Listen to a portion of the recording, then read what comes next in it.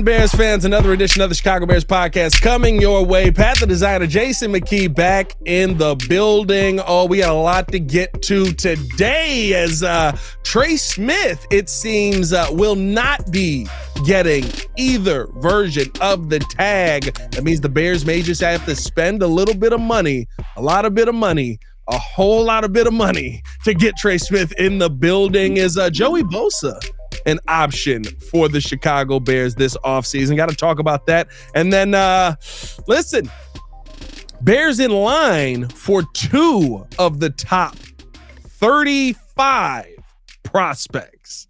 Top 30, actually, prospects on the free agency list. Will they get both of them? A lot of free agency talk on today's episode, man. Hit that like button, subscribe to the page, leave a 5-star review. Y'all know what to do. J Mack, what's going on, my guy? What's up, man? How you doing? I'm all right, man. Listen, I will say this, right? Basement studio, remodeling the basement. It looks great from this angle. You can't see the other angles that I'm tearing stuff out and putting stuff back in. It's cold down here, dog. It's cold outside. I mean, what you expect? It's like when yesterday was like -9 degrees. Today it heated up a little bit. Where I think 0 degrees. So it's good. In the words of the great Lovey Smith, bear weather, guys. Bear weather, guys. Hey, guys, bear weather, big guy. Big guys, bear weather. Hey, listen. I'm not practicing, J Mac. Yeah, I mean, we in the game. Yeah, I mean, I don't need bear weather. I wouldn't be out there this 0 degree weather either, man. I pulled the old school Devin Hester where we were outside when it's negative temperatures, and he'd be in the Walter Payton Center catching kickoffs. You're like, damn, why is he in there catching kickoffs? And he go to the game, he returns to you. You say, oh yeah, I see why. Stay, keep him in there. You gotta keep them warm, man. You gotta keep them legs warm. Keep the goat warm, baby. Shout out to Devin, man. Did they let y'all play if it get cold like this in high school? What's the cutoff? I mean, well, the only time, like in the summertime, we had the heat wave, like to make us cut practice shorter. I mean, we're gonna play, man. It's luckily we don't have to play. The season's over. You gotta play now, time. Yeah. So, I wouldn't want to be out there coaching, that's for sure, man. Forget that. It's a lot colder when you ain't moving around, you ain't playing the game. You're standing there managing the game and calling plays and stuff like that. There's J-Mac out there. I'm gonna need me a Spider 2Y banana. Yeah, and be like, how do they play in this cold weather? How do they play in this cold weather? Got a thing of hot hands in there, but no sleeves because he's trying to look tough.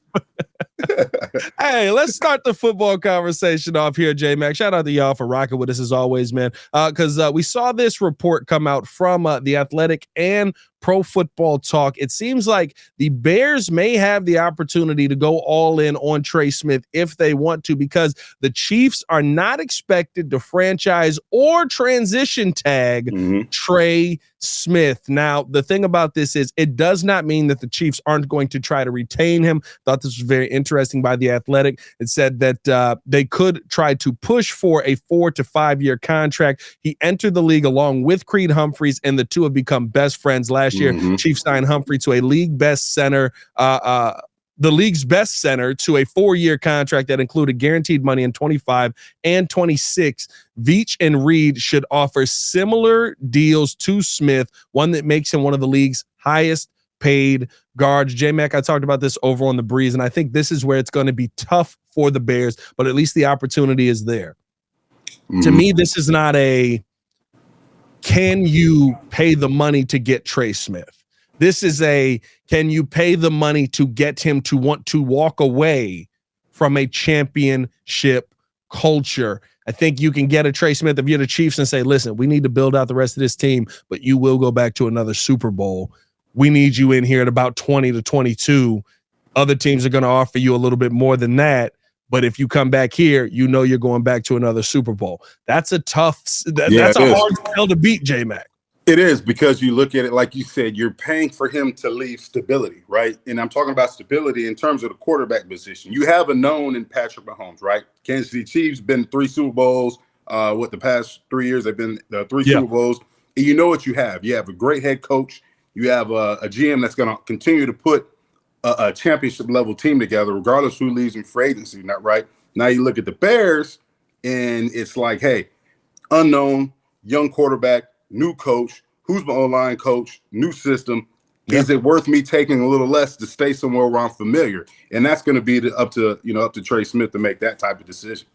It's not like the Bears don't have any comfortability, right? I mean, Darnell Wright, somebody who he spent 2 years with in college. He knows him there. Hasn't played with him in the league yet, but somebody that you have a relationship with. Also, Ryan Poles was a part of the people that brought in Trey Smith. So I think that you have that, right? But to tell somebody it's kind of the same conversation I'm having with McKie Becton, and everybody keeps going, well, they're never going to be able to pay these guys. It's like, I've seen some weird things in the NFL, right? Like all of a sudden there's restructures, some cans are kicked down the road, and then all of a sudden everybody's back and they running for another Super Bowl run. But even if Trey Smith is in a, I want to go get the bag, I want to go get more money, it's not like they can't offer him the bag. It's not, and there's a couple of options to him, right? You hope that Travis Kelce's career is not over, but if he decides to retire, you get $17 million back in cap space. I don't think that he's a simple walk away from the Chiefs kind of deal where we can't pay him. We've got to keep Trent McDuffie. It's a done deal. Whoever gets him, gets him. I think the Bears may be in a tough conversation where you may be setting the guard market really, really high. You may be talking about having to be in that $25 to $27 million range. And I think that kind of throws things off in the long run. But again, are you going to take the swing for the best guys on the market? Definitely. And when you look at it, you look at Trey Smith, the thing that I like about him is, right, as coaches, we talk about the abilities that matter most, right? And number one ability is accountability. But the main thing I see with Trey Smith is availability, right? Yeah. A guy who's started all 80 regular season games since he's arrived in Kansas City back in, 2021, I think he was drafted in the 6th round with the Chiefs. So he started every game. So the availability is there. And what have we not have had with our offensive line, right? Consistency, availability, right? You got Tevin Jenkins, who's only played 38 out of 68 possible career games, right? And you look at, we know what happened with your guy at the other guard spot. But it's just been so much. That's your guy, man. Come on, that's your guy. You wanted him. You wanted him. You nicknamed him Teddy Graham. You know what I mean? It sounds like wanted him, though. You wanted him in free agency. Last year we had training camp. There's my guy. There's my guy. I'll tell you one thing. Get him up out of here. Get him up out of here. But hey, off mic, we got to talk about the conversation of Big Cat and Thayer just standing over me, just watching Nate Davis on the side. But here's the thing. Like, it's been, and we've seen it, Pat. It's been a carousel at that offensive line position every single year, right? No continuity, different guys in and out of the lineup. Yeah. Caleb Williams, right? Yes, at times he held the ball too long. Yes, at times he was indecisive going through his progressions, right? But a lot of times he's running for his life, right? He's extending plays, and we saw him, make special plays, extending plays, and doing the things that he did in college. But at the same time, you've got to give him some type of stability. We saw Patrick Mahomes in the Super Bowl, right? The Eagles' defensive line just flat out just completely whooped the Chiefs' offensive line, right?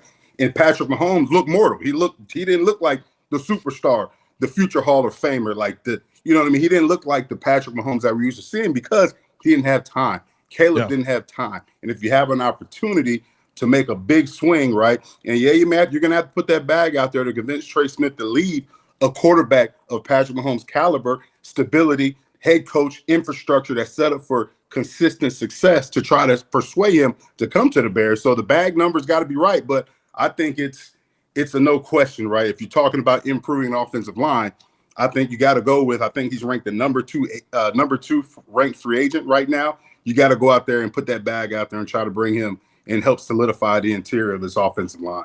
Yeah, 100%. Listen, you brought it up, right? Matt Bowen just put a great piece out a couple days ago, kind of talking about, yesterday. Was this yesterday? I think it was yesterday. Yeah, yesterday. Talking about, the top 50 free agents out there and the Bears, the possibility of the Bears landing 2 of those. Trey Smith, number one name that pops up. What he said about him, talking about him as top interior lineman on the market, said he won 75%. Or his run block win rate was 75%, ranked 6th among guards. Yep. Plus, he has the foot speed to mirror interior defenders and the strength at 6'6", 321 to anchor against bull rushes. Bears general manager Ryan Poles can make a splash move to rebuild the front office for Ben Johnson's new offense. The Bears allowed a league high 68 sacks in 2024, so this is an area that has to be addressed. I think I think all of Chicago is in on Trey Smith. I think a lot of the experts believe that Trey Smith to the Bears makes the most sense. I think now the tough conversation for a lot of Bears fans is, where's the line for Ryan Poles? Where's the spending limit for Ryan Poles? And listen, when you look at today, I don't know if you saw this going around Twitter, J Mack, but 10% ticket price raises to season ticket holders. But in that, a note from Kevin Warren that essentially says, hey, we're going to be aggressive in free agency. Yeah. We're not going to sit back and wait. We're going to field a team that is worth these 10% raises. Now, it all sounds good on paper, but that does sound like you're going after the best of the best. And the one name we mentioned, Trey Smith, the other name on there was a Drew Doleman. Drew Doleman is, I mean, listen, what do you see from a Drew Doleman that intrigues you? Because to me, I think that he is the best center prospect on the market. Matt Bowen has him ranked 26 and also has him as best fit Chicago Bears. Yeah, and I got to go back and watch tape on him. But when you look at, like you said, Matt Bowen, great coach. Obviously, he's one of my guys, played in the league for a long time, does a great job analyzing film. He's got him ranked 20 as a 26th ranked prospect. And especially at a position that's we need here, center, a position that we saw struggles last year. You saw Coleman Shelton struggle in that position. You saw inconsistency there, right? So you bring a guy who's got good experience, who had a good season in Drew Doleman, a guy who's known as a technician, not a real big guy. I think he's like 6'3", 300 pounds, but he's a guy that can come and he's a technician. And I know Matt Bowen also said his pass block win rate was 95.1%. So that means he's good in pass protection, something that we struggled with, especially on the interior of this offensive line all last season with Caleb running around for his life and giving up 68 sacks. So if I have an opportunity to bring in an upgrade at center, the whole key to this offseason is upgrading positions of need, right? And the glaring position is this offensive line. So if I have an opportunity to go out there and possibly, bring in a Drew Doleman and help solidify that center position, well, hey, you know what? Kevin Warren, you're raising tickets. Well, show us what you're spending the money on. You know what I'm saying? And let's not settle for mediocrity. Let's not settle for average like we did last year, right? Yes, we brought in a lot of offensive linemen last year, right? But they weren't blue chip guys. They weren't difference makers. You know what I'm saying? And we got to stop trying to put a Band-Aid over a big gash that requires stitches, right? We got to go out there and bring in guys that's going to be blue chip players that's going to help solidify positions of need and not just try to put a Band-Aid over it and say, hey, we brought in 4 guys, but those 4 guys, they're not difference makers. And that's something that we've continually done here in Chicago, right? Yes, you talk about Ryan Poles and you brought in guys that can make a difference on the perimeter. On the perimeter you have, right? We brought in all the shiny things. You brought in the receivers. You brought in, a running back. But where it matters in the trenches, we haven't addressed that. And it's time to do so. So if you got to spend some money, you got to spend some money. And when you see the Philadelphia Eagles, a team that just won the Super Bowl, right? Where did they dominate the Super Bowl, Pat? They dominated up front. Offensive and defensive line. They dominated the game. They won the game up front. So it's no secret in terms of how you're supposed to build a team in this league. It's no secret to what is the catalyst or what is the engine that makes great teams great or that makes Super Bowl caliber winning teams, right? It's the trenches. So we got to stop messing around, stop beating around the bush, and you got to open up that checkbook. You got to back up the Brinks truck, and you got to go out there and bring in some blue chip guys, whether it's on the offensive side of the ball or the defensive line on that side of the ball as well. I'm gonna send you this thread on Twitter. This guy Joey, I love his name, Joey Sandwich. Joey Sandwich. Joey Sandwich. Can't get more Sandwich.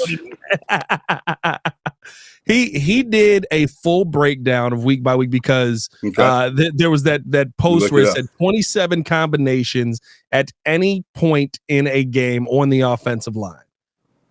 He did a full breakdown week by week of every single what happened in the week to the offensive line, who was available, who was the starters, who finished the game. Man. And I think that's the important part and why it's such a good read. And so there's a little bit of a long thread, but it's such a good read when I went through it because you see the starts are fine almost, right? Some of the starts, it does get ugly, but you look at it and okay, we've got some consistency here. The problem to me was, you mentioned, right, accountability is one of the best abilities, the availability of this team. How many guys weren't finishing games? How many guys weren't closing out? And that's one of my concerns with bringing back a guy like Tevin Jenkins. We talked about him not getting tagged yesterday. to me, and J Mack, you can speak to how important this is. I know everybody's got to be ready. You play in the NFL, be ready. But if you're not getting first team reps every week because a dude who's not finishing the game is getting first team reps, how prepared can you be to go up against that first team defense? Yeah, you're not prepared. And the thing is, right, you talk about reps, and it's tough, right? Getting practice reps, right? It'll prepare you for what looks you're expecting to see, because it's always going to be something different that you didn't practice or that you didn't go over or that you didn't see on tape, because teams, they change things from week to week. They try to find the mismatches and take advantages of weaknesses, right? So the thing is, if you have a guy like Tevin Jenkins, right, that's taking majority of the first team reps all week in practice, Bambi gets hurt in the game, and now you insert Matt Pryor or somebody like that who hasn't got the reps.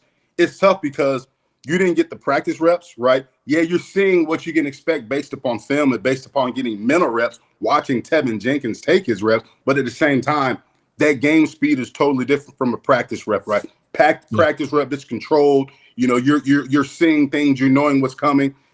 Game speed is a lot different. So you're not withstanding a bull rush in practice full speed like you're going to do in the game, right? You're seeing the stunts in practice that you may see, but you're not seeing them full speed like you would see in a game type tempo. So it's tough. It's tough when you're getting half the reps and you're still not getting a true feel of what it can be like just because of the tempo of the practice. And we saw how practice was last year. It's no secret. I mean, we saw it in training camp. Like, the guys weren't hidden. There was no pads. And I know the NFL, they have like all these rules now due to, and the rules are good. It's set up for player safety.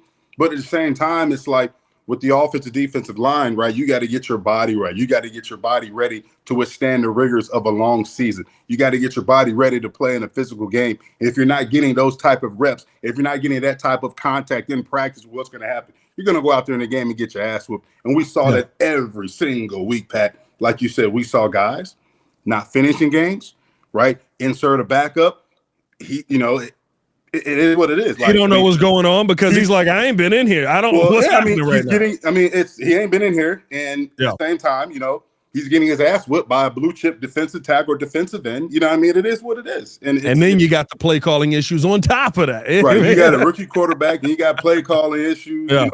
It was tough. It was disaster all the way around. And like I said, we're talking about free agency now, and it's time for the Bears, right? You didn't beat around the bush. You went out and paid the coach that you wanted. Bam. Congratulations. I salute you for that. Let's see how it works out. He's building a staff. You're trying to bring in the best assistants that you can to help build a culture, right? To help establish a culture, right? Guys who are culture builders who can, enable players to withhold enough to uphold that culture, right? Yeah. But at the same time, you're bringing in guys to help develop a roster to help you get back to the playoffs. So if we're going to do that, we spent the bag on the coach. Now let's go get the guys that he needs to make this thing work. Let's not go out there and try to patchwork this thing, right? Let's go out there and go get the best guys that fit our system, the best guys we feel that's fit in our locker room that can help us take the next step of reaching our goal. And that's just getting to the damn playoffs, or that's just being competitive in the NFC North, first and foremost. Yeah, and I talked about this when I was on the breeze. Somebody brought up the comment and said, you don't want to overspend. You don't want to, like, there's other avenues that you can go, right? Maybe you go with a Ryan Kelly, who's also a really good center, instead of a Drew Doleman, and you draft your center of the future in the draft, and you have still more cap space to make moves here because you have all of these holes that could be a problem for you.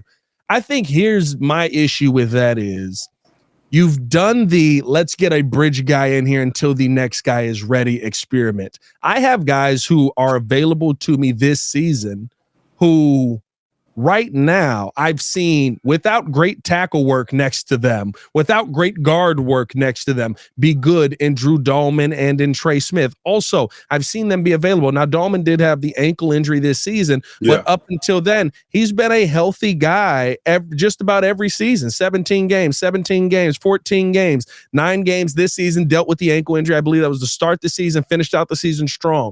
Trey Smith has been the pinnacle of health out here. 17 games, 16 games, 17.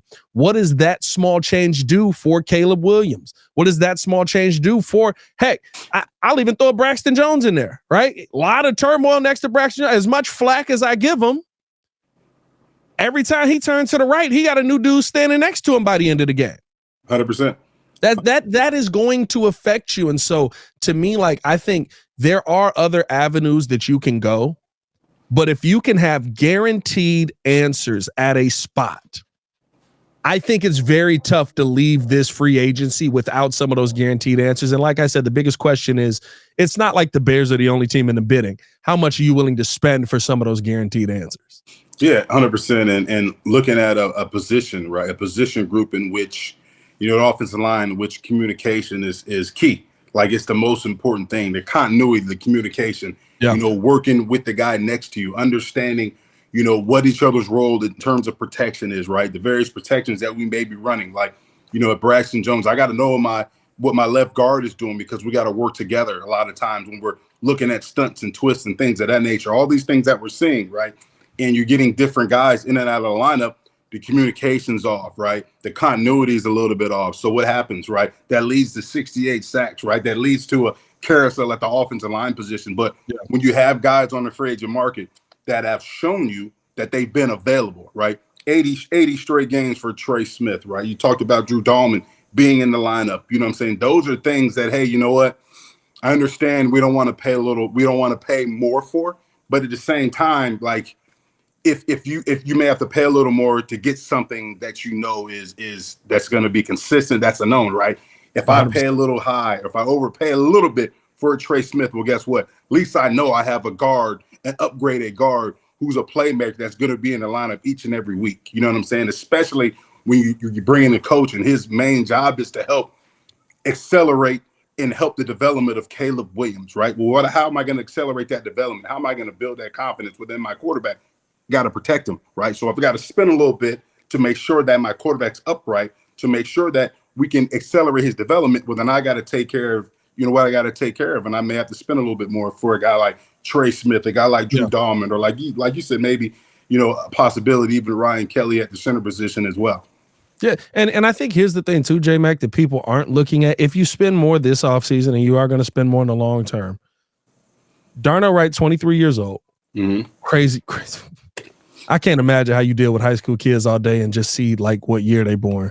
2001 is nuts to me. It's crazy, right? 2001 is nuts to me. I'm sure for you, 1994 is nuts for you when you like. But 23, Trey Smith, 25, Drew Doleman, 26. You're not investing in the next 3 years of the offensive line, the next 5 years of the offensive line. Realistically speaking, if it works, you're going to be re-signing these guys to another contract. You're going to be signing Darnell Wright. The hope is that you're drafting a young player to come in and possibly play left guard for you and or left tackle for you. You're talking about possibly having an offensive line that you could be paying for the next 8 years with Caleb Williams and have those guys in place long term. Those are the things where it's, if you see, and to me, Doleman's a very, very interesting one, because he essentially comes in at that Coleman Shelton height and weight, which got a little bit shorter than Coleman Shelton. Yeah. But he just knows how to move his body, knows how to recover on a block if he does get beat, knows where to be, knows positionally how to anchor his body. I said this even, J Mack. You bring Doleman in, I'd be interested in keeping Coleman Shelton as a backup, just to see, because Coleman Shelton, I think, is 26, 27 years old as well. Just to see, like, if Drew Doleman could show him, hey, brother, if you do this, like, they don't push you over. Yeah. If you get your body in front of them, they don't, because Coleman Shelton did, what did we say last year? He knows the coverage. He's pointing guys out. He knows where the blitzes are coming. He knows who to block. He knows when to block. He knows how to block. He just gets pushed over. You can create some depth here, I even think, by bringing some of these names in. And so I'm excited by what the offensive line could hold for the Chicago Bears coming up this season. I do want to keep this thing moving along, though, because we got a lot more to get into on this podcast, and me and J Mack will talk all day.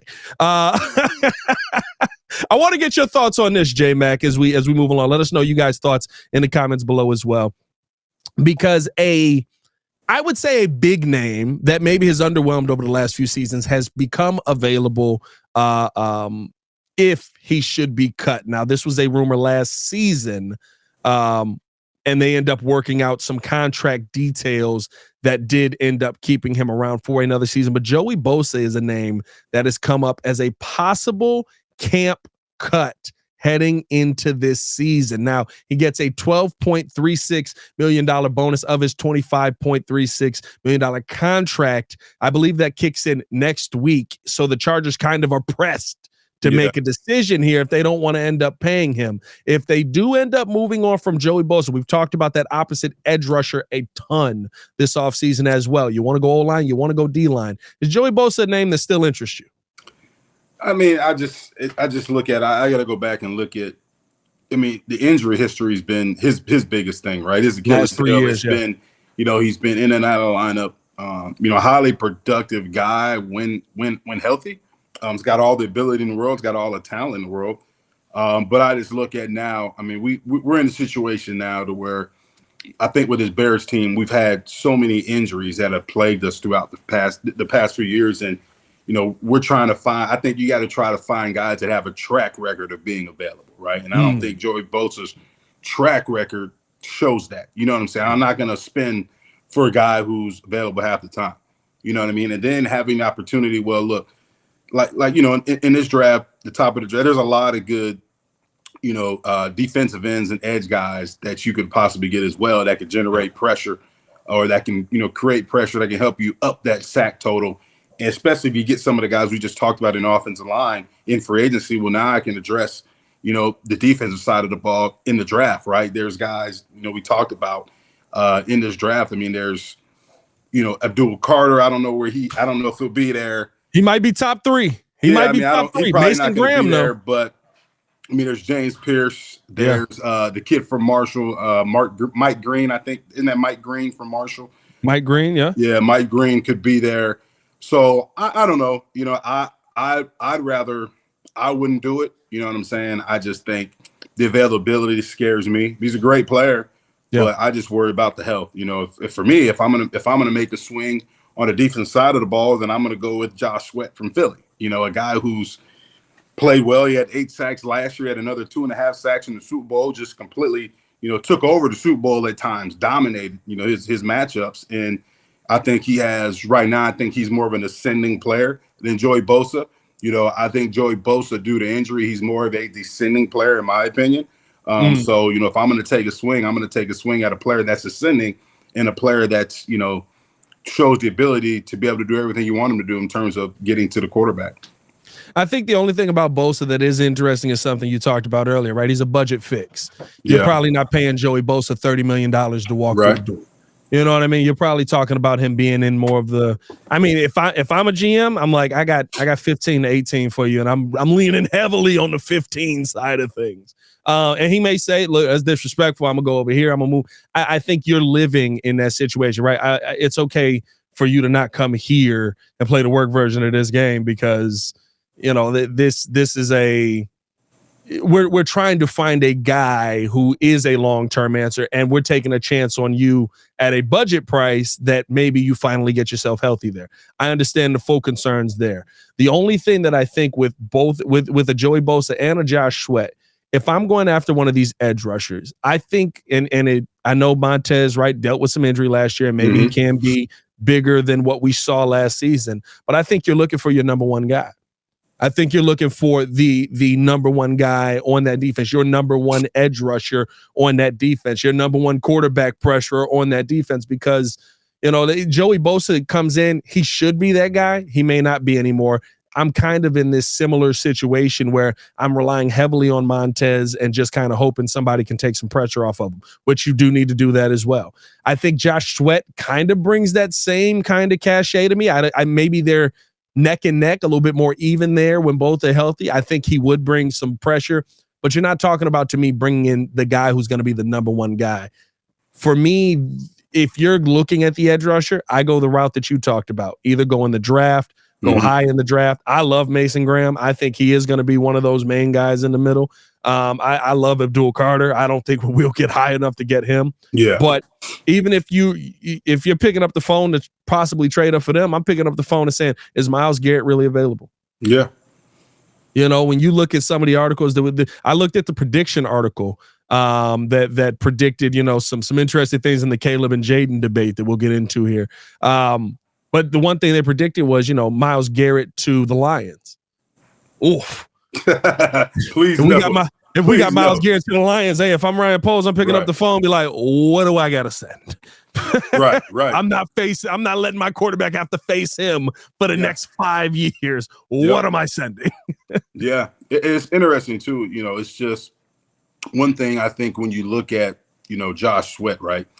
Look at his productivity, but you look at the talent around him on the defensive line as well. Yeah. Jalen Carter, Jordan Davis, you know what I'm saying? Like there's a lot of talent, Nolan Smith, a lot of talent on the defensive line that's been built throughout the years, right? So look at the way the Eagles have built this, right?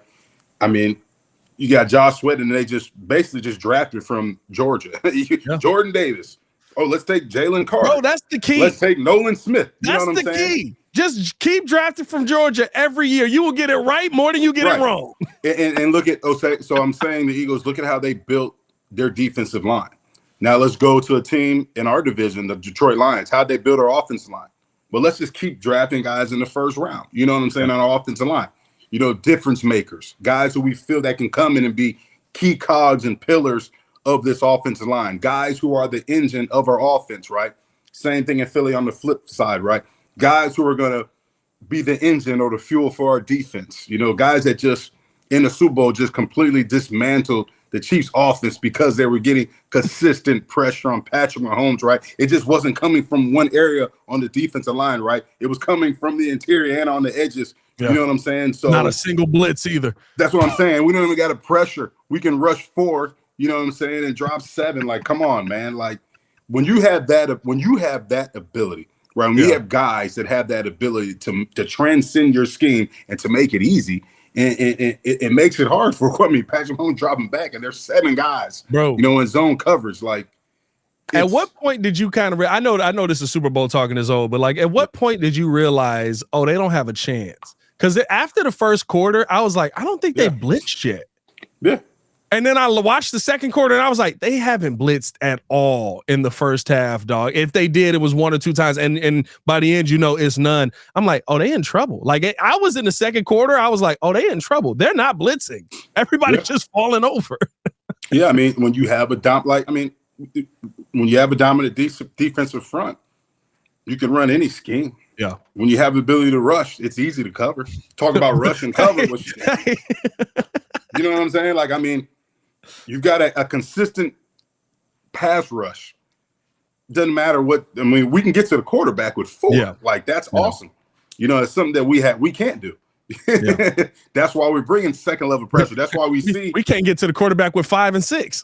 But that's what I mean. That's why you see second level pressure. You see TJ or Tremaine coming. You know what I mean? Then we see third level pressure. We used to see Jaquan Brisker in the box. See Kyler Gordon coming off the edge. But what happens is when you get these elite quarterbacks, right, they understand where pressure's coming from, and they're going to beat that pressure, right, by getting the ball out, or great offensive coordinators are going to beat the rush with making sure they have a route coming where that pressure is coming from, replacing that blitzer. So it makes it tough. And like we're talking about, being able to find a right fit opposite Montez Sweat to generate pressure, right? Because you look at what we got right now. You got DeMarcus Walker.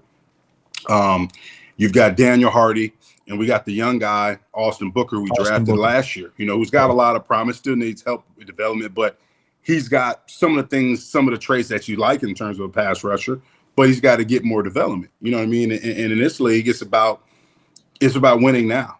You know what I mean? It's about producing now. And the Bears have been in this situation year after year where we've been a disappointment.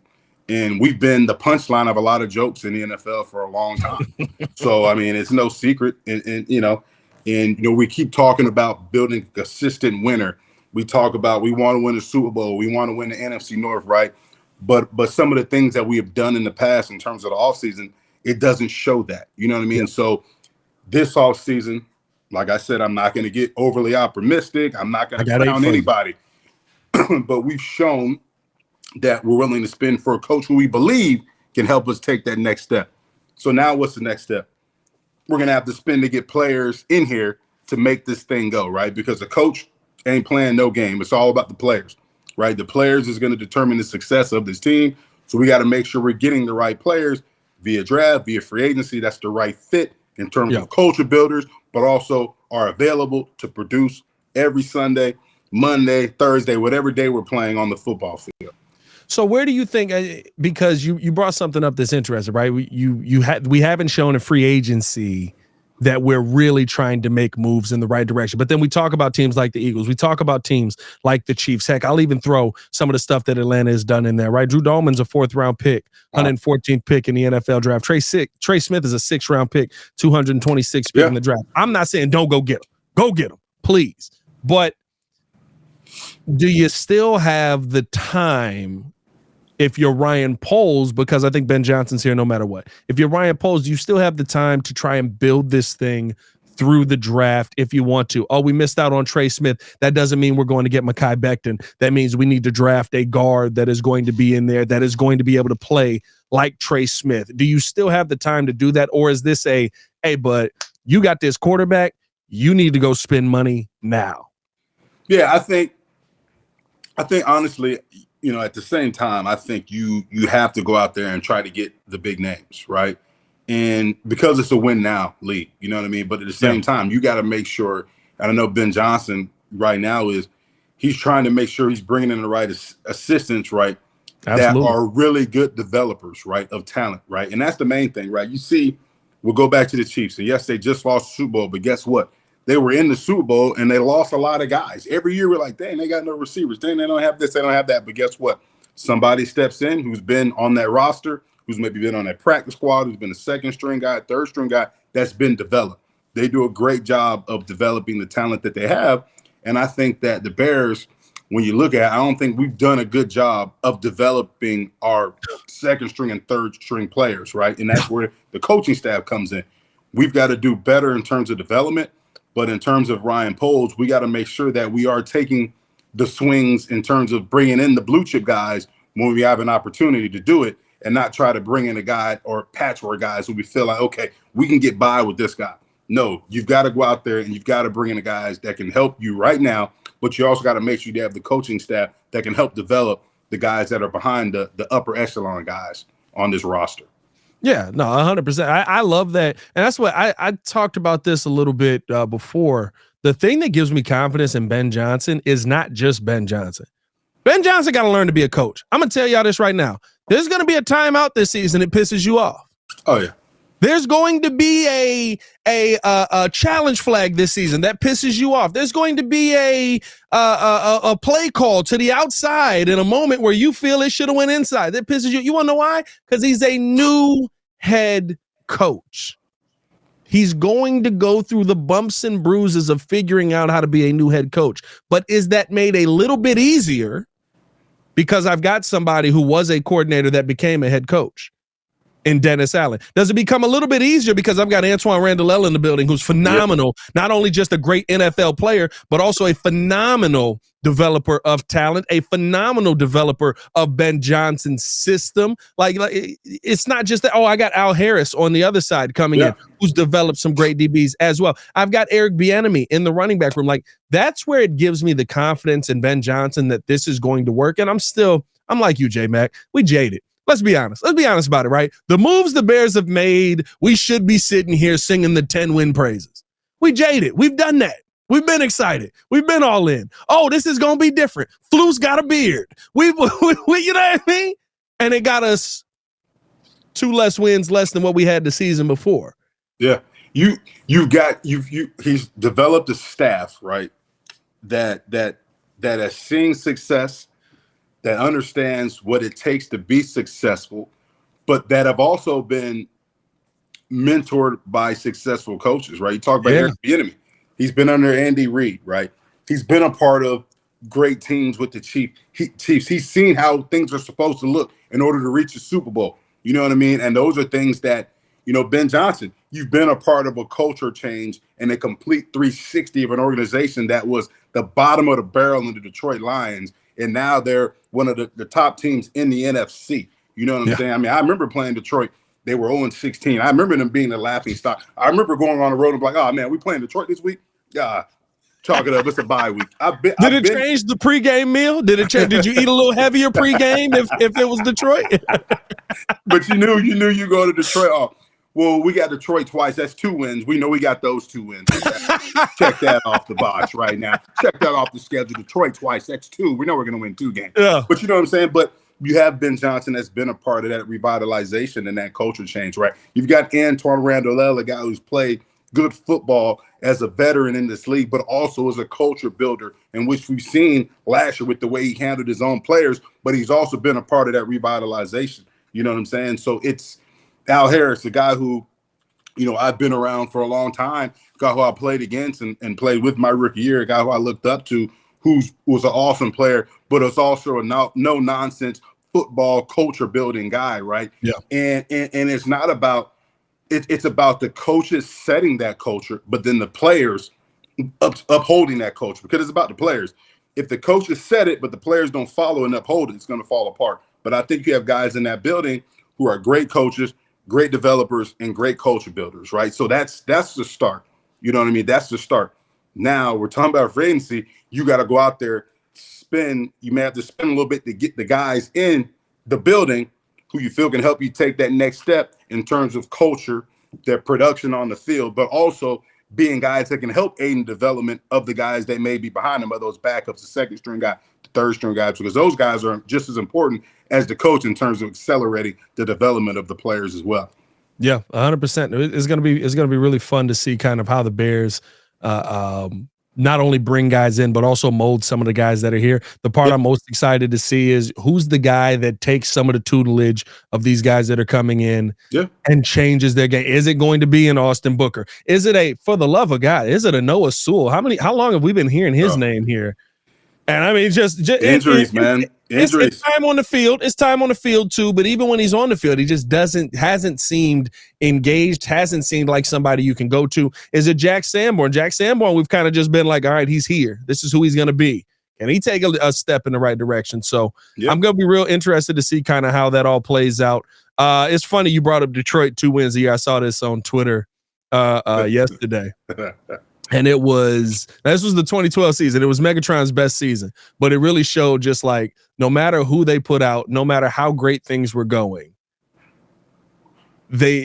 we always had their number. I mean, Megatron had 2,000 yards and was dominant in just about every game. 34 yards. When he went up against Peanut. 34 yards. 34 yards the first time, 11 targets, 3 receptions. And then that last game, a little bit better of a game, 72 yards, 5 receptions, 14 yards, did not score a touchdown in either game. This is what my guys do at practice, the young guys. Put that seatbelt on. Put that seatbelt on. But the funny thing is, so here's the thing too, right? Since we're talking about Detroit and we're a Bears podcast, so we're just talking about Bears podcast, all right. But Dan Campbell was a part of that team that was 0-16. You know what I'm saying? He was on that team as a tight end, and he's seen the way it was. Like, that stays with you. You know what I mean? So, it's good that we have coaches that have seen success, that have been a part of failures and success, in our building right now, that have been a part of a turnaround, that understand what it takes to turn things around. You know what I mean? So it's definitely a step in the right direction. I feel that having Ben Johnson, I know we're going to segue to this, and this might be the segue forward in terms of pairing him with Caleb Williams, and we're always going to compare Caleb. We're always going to compare Jaden, just because Caleb was number 1. Caleb was drafted. Jaden was drafted number 2, right? You look at it right now. Without a doubt, Jayden Daniels had a better year. Rookie of the year, made the Pro Bowl. I mean, look what he did in the playoffs. 2 road victories, 2 big upsets, and went to Detroit and really just dominated, balled out that game. You know what I mean? But when you look at the infrastructure, right, in terms of these 2 quarterbacks, Jaden, good offensive coordinator. Cliff Kingsbury, right, understands understands what Jayden Daniels has in his toolbox, understands what makes him successful, and I'm going to design my offense around that to make sure that my quarterback is playing, at a good rate. He's playing at a rate that accentuates his skill set, right? Caleb Williams, right? We understand it was a lot of times, some of the things was his fault. Holding the ball. I think he had 10 fumbles last year, right? We can point out all the negatives with Caleb. PFF gives him 17. They attribute 17 sacks to him, which I'll agree with that. I don't agree with everything PFF. I'll agree with that. A lot of sacks. Yeah, we can agree with it. But here's the thing. Instability. And it's not an excuse. It's evident. Instability. How many offensive coordinators do we have this year? 3, right? Do we not have 3? 3 guys had the title of offensive coordinator this year, right?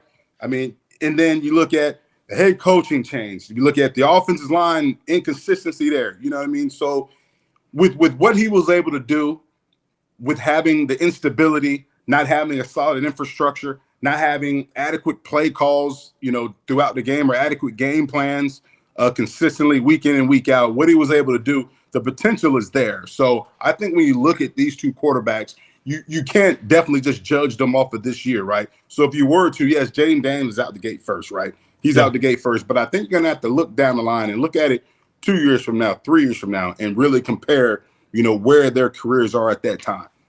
What I thought was interesting, right, and the reason that we bring this up is because ESPN dropped an article yesterday with their 2025 predictions. Listen, it's never too early to start predicting, I guess, J Mack. So it's Super Bowl all season. That's all season.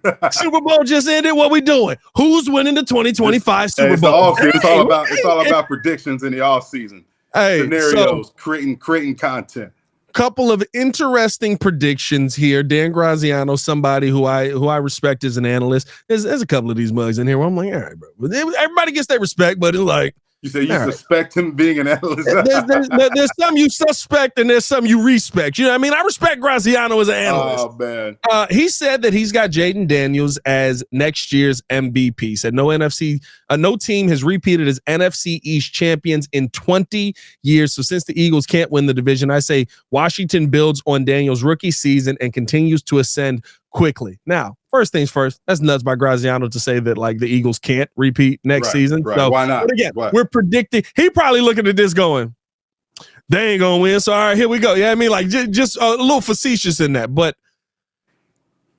if we get to next season, and I think you have to take storylines into account with this as well, and Caleb Williams is still clearly behind Jayden Daniels, and Jayden Daniels wins the MVP. And I say clearly behind because I'm going to be honest with you. The NFL wants Chicago. They need Chicago to be relevant. So if it's close, advantage will be Caleb. If it is neck and neck, or Caleb's like here and Jayden's here, advantage will be Caleb. Unfortunately, because of the city that he's in, we know how the storylines play into some of this stuff. We know right when all the voting comes down. For Jayden to win an MVP after winning Offensive Rookie of the Year, I would be at the end of the season. I'm assuming we're doing everything we just talked about here going, we may have picked the wrong guy. Without a doubt, yeah. We might we might be in a little bit of trouble here. We may have picked the wrong guy. Because I can already tell you, J Mack, once you get there, you already know what the conversation is going to be. Well, it took Drew Brees a little while to get himself going He really didn't hit his stride until you already know what the conversations around it are going to be. And for me, it's like, listen, I know what being in Chicago adds to a player because the NFL looks at Chicago and goes, please be good. We need the eyeballs. Yeah, we want the Chicago eyeballs. If that happens, we're all. I'm going to be saying, Old School Minister Society. Y'all probably haven't seen that movie where he's getting interrogated. You done messed up, right? You done messed up, right? He ain't say messed up. So you drafted Caleb Williams at number 1, right? You done messed up, right? You messed up, right? But at the end of the day, you know what? I think it is a possibility for Jayden Daniels to take that next step. Cliff Kingsbury is coming back. The consistency is there. Dan Quinn is still the head coach. They're going to continue to build around him. I think, I don't think he's the type of guy that will have a sophomore slump. I think he's wired differently. So obviously the game, it wasn't too big for him this year, as we see by the success that he had this year. So he's going to get better. He's going to get more comfortable. The scheme's going to get easier. Cliff Kingsbury is going to continue to develop ways to try to make sure that his quarterback can play fast and make plays. So with us, the biggest thing is now, Ben Johnson, you're here for a reason. right? And that's to make Caleb Williams into the star that we envisioned him being when we took him at number 1. Yes. So regardless of if you rip this offense down to the studs, when you rebuild it, it better be an offense that puts Caleb on that level, right? That puts Caleb Williams in the MVP conversation, that puts Caleb Williams, in the top echelon of quarterbacks in this league, because that's what you drafted him to be. That's why you were so enamored and you brought Ben Johnson here, because you feel like him being the head coach and being the offensive mind that we've seen him to be the past few years, you feel like you have a guy that can build an offense that can make Caleb Williams successful. And that's, and that's what it's going to be judged upon. So, it's Caleb and Ben tied at the hip right now. And, it's got to be right. It has to be, because if it isn't, guess what? A couple years from now, we're going to be sitting here doing this podcast, hopefully, and we're going to be talking about the same thing. Well, what are your thoughts on Arch who's out there quarterback Manning now? Like, who's out there, man? It's, I don't know, man. Like, I think the scenario you get to that is if you don't protect him this offseason. And I think that's the thing, J Mack. I talked about this yesterday, and a lot of people were like, oh, well, Jaden's a year ahead. He's got all these things. But it's like, yes, but you brought Ben in to catch him up. And I do think that Caleb is the more talented quarterback. I do think that Caleb has more of the upside. I think he has a lot of what we're looking for in a quarterback. I think that, dare I say, he's got everything we're looking for, except maybe holding on to the football every now and then a little bit too long, right? But to me, if they're both in the conversation, Caleb's the conversation. Yeah. Like, I think that's my point in all of this. It's not, if Jayden and Caleb are both in the MVP conversation and Jayden wins out because he did something here or made this happen. I think if they're both in the conversation, it is we're sitting here scratching our head as we watch Josh Allen and Lamar Jackson go at it and go, wait a minute, but you should have gave him the MVP last year and him the MVP this year. Why? Okay. I think this would be a Caleb Williams wins the MVP conversation. If Jayden Daniels is leaps and bounds ahead and has taken that much of a step, then it's tough not to say you didn't pick the wrong guy. And it doesn't mean that he can't be still a good quarterback. It just means he's not the MVP of the league. He's not the offensive rookie of the year in the league, right? And there's a lot of nuance that goes into it. But when I see predictions like that, it's like, ooh, if that scenario plays out, that may be worst case scenario for the Bears. Yeah, and for the state of the Bears, just Caleb's got to play well. He's got to develop. He has to.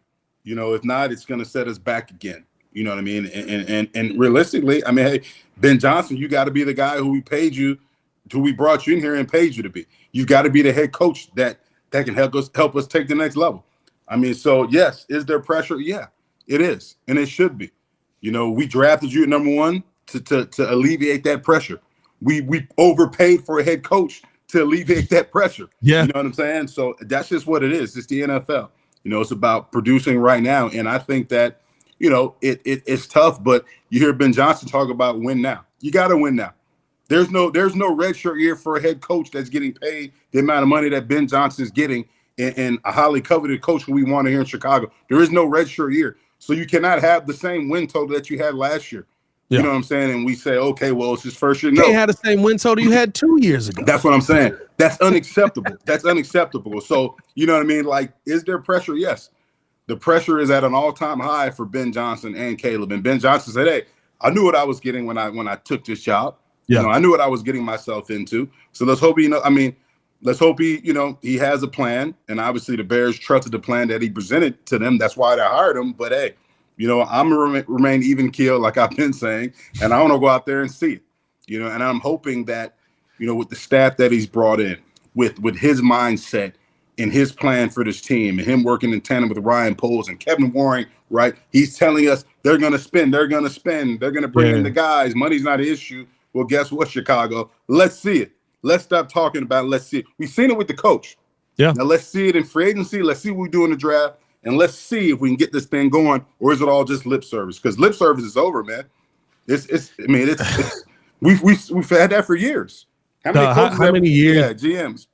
How many years can you have of, we looked at the tape and we saw some of the issues. We got those fixed and y'all didn't hit the field yet. That's what I'm saying. Like lip service. Look, you tell me we're tired of losing and we're gonna build up the trenches and we're gonna do this and do that and you know what I mean? Like, so it's We'll see. You know, it's going to be exciting times coming up.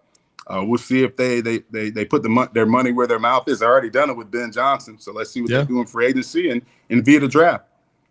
Hopefully we get a breakout season, not just from Caleb Williams, not just from Rome Odunze, who was also mentioned in the article. Go check out the ESPN NFL Experts article, solid article with some good predictions in there. Not just from Ben Johnson, from the Chicago Bears, because that's what this all is. You brought in all these coaches to bring in guys to fix the Chicago Bears, and I think you've got an opportunity to do that here. We'll hopefully we see some really aggressive moves and a really aggressive offseason from Ryan Poles and this Bears team.